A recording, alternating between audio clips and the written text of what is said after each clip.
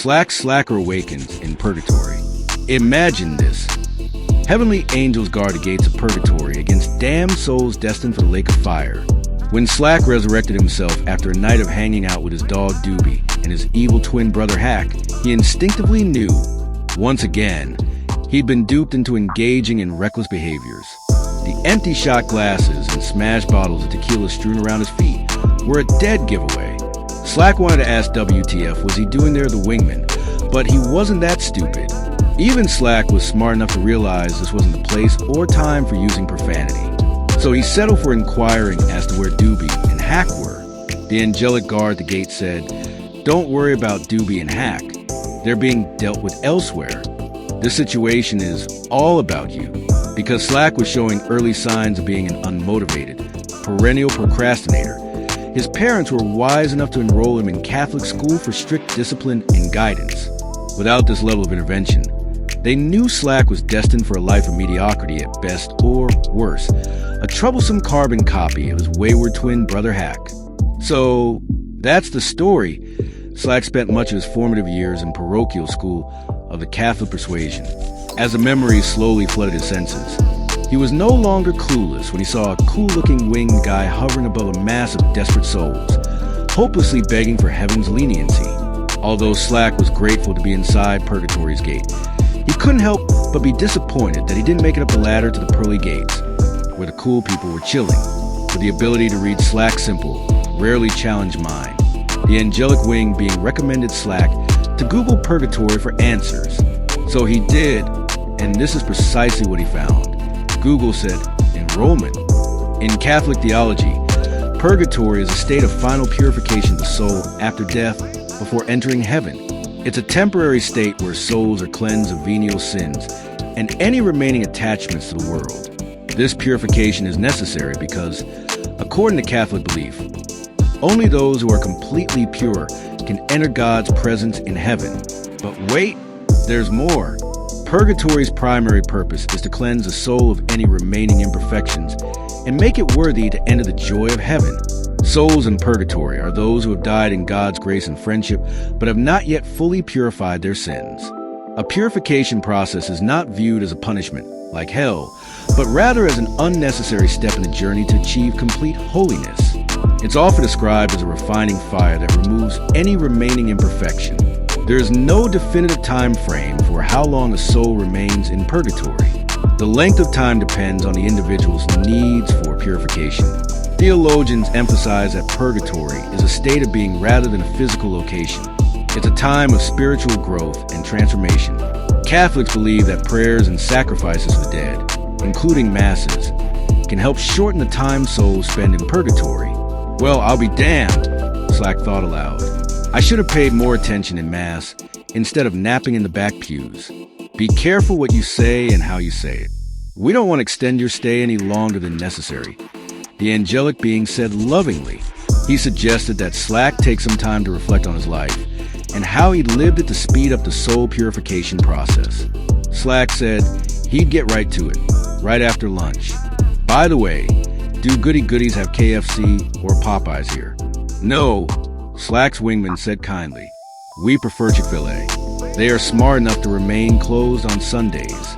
You understand, of course.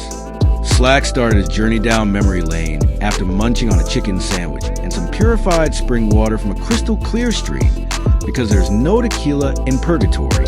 And believe it not, Slack's past began to reveal itself with remarkable clarity. Not in a detailed play-by-play presentation, but just the highlights of my transgressions. It all started in Mount St. Michael's Middle School, when Slack began hiding his report cards and intentionally not reminding his parents of the parent-teacher meetings that were being scheduled. If you don't read the books, you can't complete the assignments, and if you don't complete the assignments, you can't do well on the exams. And if you can't do well on the exams, you can't let your parents know. Slack told himself he'd change his ways, but as a perennial procrastinator, he never got around to it. Slack continued this pattern of behavior throughout high school. By some miracle or the grace of God, Slack was accepted to a 4-year college in Midtown Manhattan. I had no intention of becoming a lawyer, a doctor, or an investment banker, as my parents had hoped. It was just an easy commute from where I lived. And I heard that the curriculum wasn't that difficult. It's a slacker's dream, maintaining a solid 2.0 GPA, just good enough to try out for and remain on the basketball squad.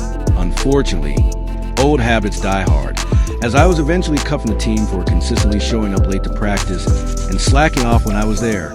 We had 2 losing seasons because that's how I rolled. So, as long as the hotties in class liked me, I never cared if we won or lost, eventually graduating by the skin of his teeth. Slack's outlook on life morphed into a lifestyle that others emulated in the workplace, much to the chagrin of supervisors, managers, and HR departments everywhere. I found employment. Slack reasoned that work was a 4-letter word, and hard work was 2 4-letter words never to be uttered together. In Slack's worldview, the very idea of engaging in hard work was an act of blasphemy. But wait, there's more. Slack became a leader when others saw his goldbricking, freeloading, say-lobby attitude being tolerated. With all his glaring faults, Slack was a charming yet manipulative gaslighter. Slack used God's gift of gab and the ability to tell tall tales on the fly. Laced with humor and a straight face, most were given the benefit of the doubt simply because he was harmless. If you didn't realize, everyone was picking up the slack for slacking. But as Slack continued his journey down memory lane to purify his soul, he began to remember reading about the 7 deadly sins, which originated in the 4th century CE with Evagrius Ponticus, a Greek Christian monk. They were lust, gluttony, greed, sloth, wrath, envy, and pride. And there it was, Slack had an epiphany. Sloth was Slack's failing in life, and a failing heaven could not forgive. It had to be, Slack included. He'd never violated any of the others. He couldn't recall violating any of the 10 commandments. Well, not really, he thought. Where the hell is the wingman? Slack was frantic. I'm going to let him know my soul is going to be purified. I promise never to slack again. Slack said to his wingman's assistant. I should be all good now, right? Slack asked. And just then, Slack's wingman appeared. Slack, while it's true you come to terms with and admitted your significant shortcomings, higher powers require proof of your repentance. Okay, Slack says, I'm all in.